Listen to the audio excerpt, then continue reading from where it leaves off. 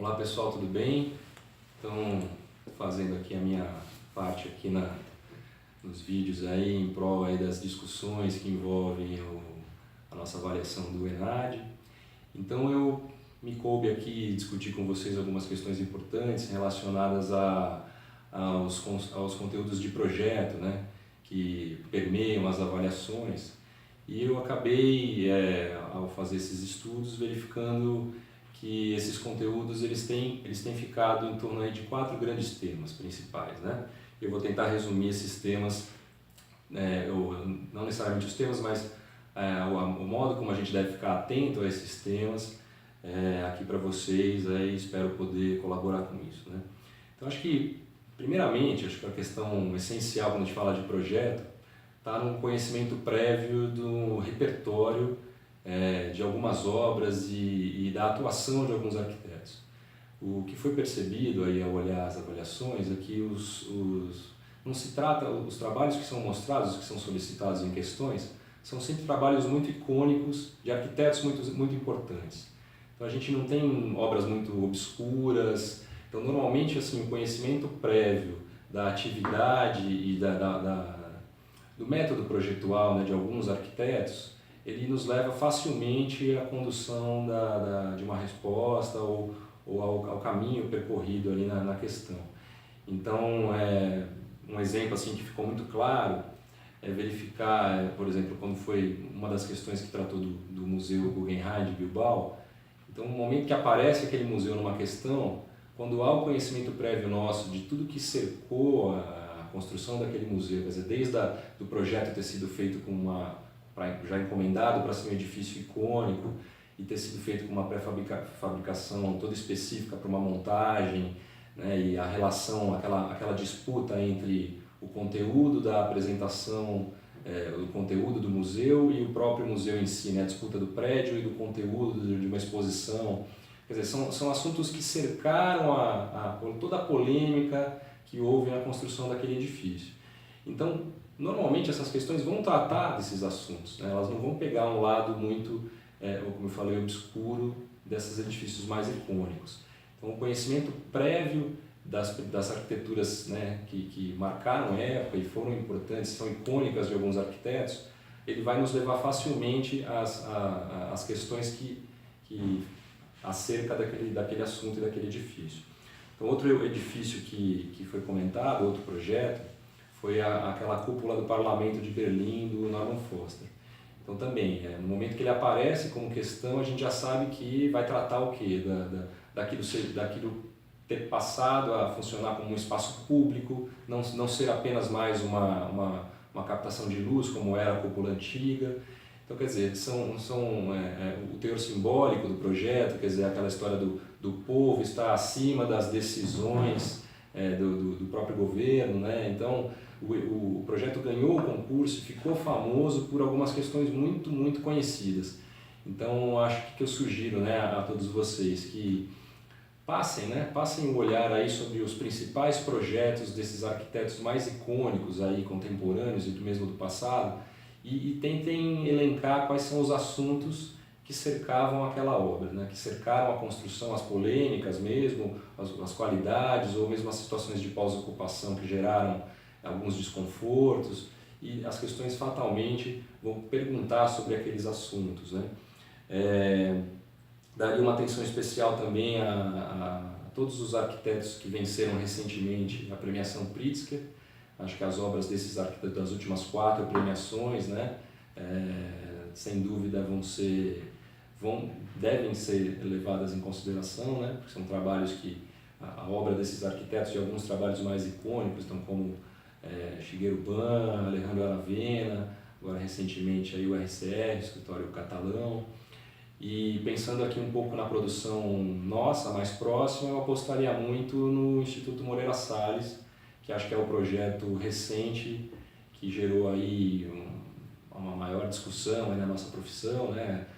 Um edifício, um ponto importante da cidade, na Avenida Paulista, que discute aquela condição que eu diria aí que é da espessura do espaço público, né? O espaço público que não é mais só a cota da Avenida Paulista, mas ele também ele é amplificado pelas escadarias, como a escadaria da Gazeta, como o prédio da Fiesp, e agora o Moreira Salles, ao colocar aquela praça, né, numa cota mais acima da via, então começa a haver essa certa mescla do espaço público tradicional na cota da rua com os espaços públicos cedidos pelos edifícios que ali estão, né? Então essa partilha do espaço público é muito importante. Então apostaria muito isso. Então, em resumo, esse primeiro item é repertório, arquitetos e obras. Conhecer esses arquitetos principais, o que fizeram recentemente e todos os assuntos, né, que cercaram aquelas edificações que se tornaram mais famosas. Tá bom? Bom, em sequência, eu estava verificando aqui que alguns conceitos muito tradicionais da arquitetura, como a questão da arquitetura moderna internacional, ou mesmo a nossa arquitetura moderna, ou essa condição muito que se diz muito sobre quando você bate o olho num exemplo de edificação e já percebe que é um edifício projetado pela questão mais racional, mais funcional, e a questão da forma acaba sendo uma consequência disso, ou o oposto, né, quando o edifício é feito muito em virtude de um formalismo exagerado, que nem sempre a questão racional está bem solucionada. Então são correntes e são fáceis de serem identificadas, né? Algumas questões, por exemplo, traziam desenhos em corte, em planta de alguns projetos e pediam ali uma análise, né, do comportamento daquele edifício. E ao bater o olho a gente já percebe nitidamente que quando é um prédio de uma condição racional muito clara, ou quando é um prédio que tem uma questão mais da expressão, da forma como objetivo, né? Então, sem entrar no mérito de uma arquitetura ser melhor do que a outra, acho que a gente consegue identificar facilmente através de desenhos, isso tem acontecido muito nas questões, né? Aparecem desenhos de cortes, plantas ou elevações, e é um pouco uma identificação da corrente arquitetônica que está por trás daquela solução, né?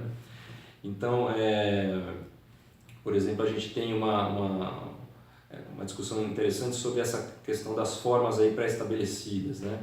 Hoje a gente tem, por exemplo, quando você trabalha com volumetrias mais puras, uma volumetria mais laminar, uma torre mais quadrada, é muito importante a gente lembrar o quanto que essas volumetrias que precedem a solução final do projeto arquitetônico, elas já dão indícios, né, de qual que seria a melhor resolução daquele prédio posteriormente, a melhor performance de planta.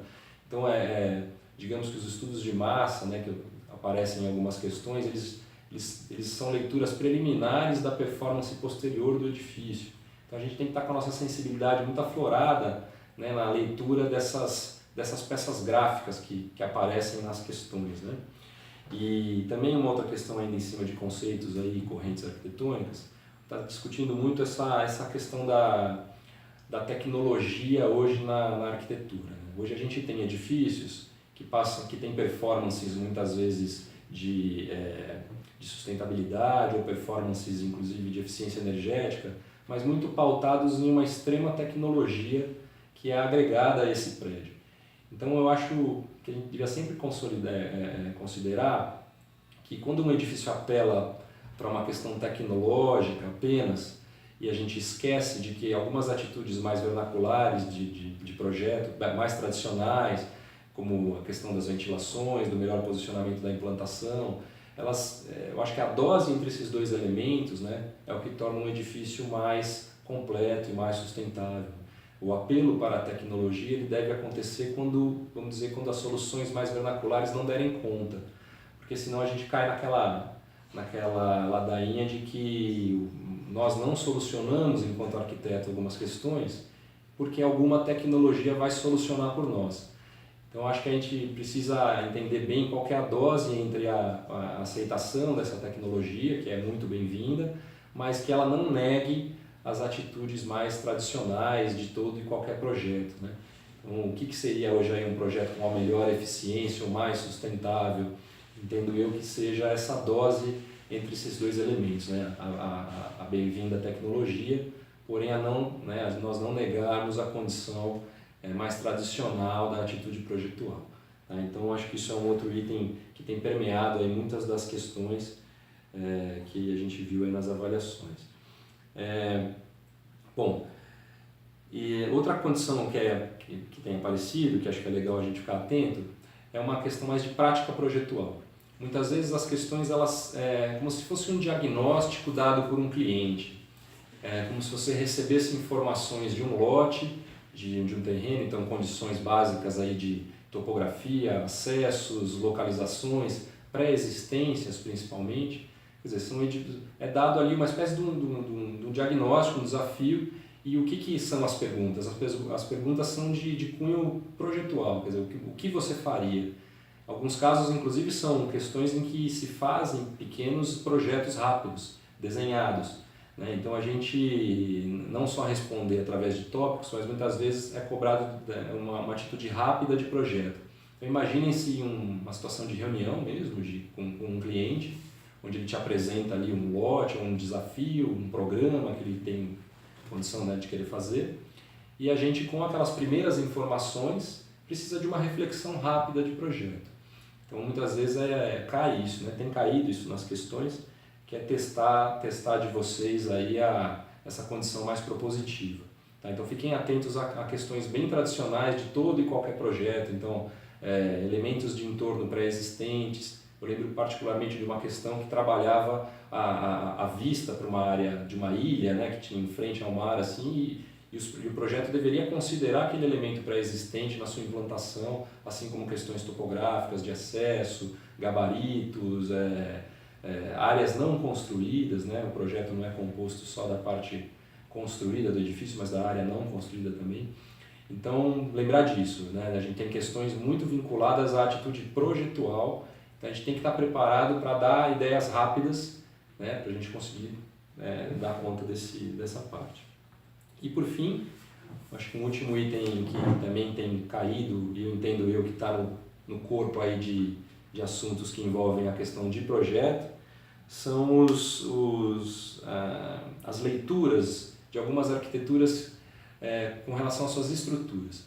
Quer dizer, muitos projetos ficaram famosíssimos em virtude de o resultado estético do projeto ser exatamente uma síntese do raciocínio estrutural. E isso é cobrado, né, esse conhecimento de vocês, né? Alguns projetos, como por exemplo o MASP, que é um projeto que apareceu em algumas das questões, ele tem na síntese do gesto projetual, né, a solução estrutural permitiu que aquele gesto se consolidasse. Então, quando a questão da estrutura e do projeto se fundem enquanto concepção, né, isso é uma questão importante porque a gente percebe aí no dia a dia, aí nas aulas de projeto, que o momento da entrada da estrutura nos projetos de alguns de vocês, ela entra um pouco tarde, né? A gente às vezes não vê na estrutura um elemento de concepção como ela deve ser, e de confirmação de uma ideia. Então, para o MASP ter aquele vão, né, tão conhecido, aquele vão imenso, aquele espaço que é apropriado aí de mil maneiras hoje na cidade, ele precisou de um elemento de estrutura muito forte que praticamente desenhou a arquitetura. Tá? Outro projeto que é famoso por essa mesma atitude é o banco, né, de Hong Kong, de Shanghai Bank, lá em Hong Kong, do Foster, que também tem essa mesma condição, né? Ele, para liberar uma passagem pública, ele faz um desenho de atirantamento de todos os andares, né? Então, quando você olha a fachada, você entende todo o comportamento da estrutura e ela consolida um partido arquitetônico urbano, né? Que era o partido de permanência, né, dessa passagem pública.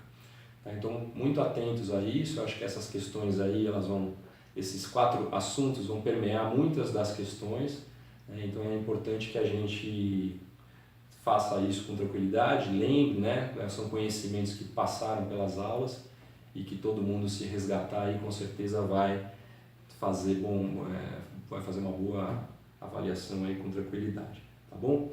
Então, um abraço aí a todos e nos vemos em breve.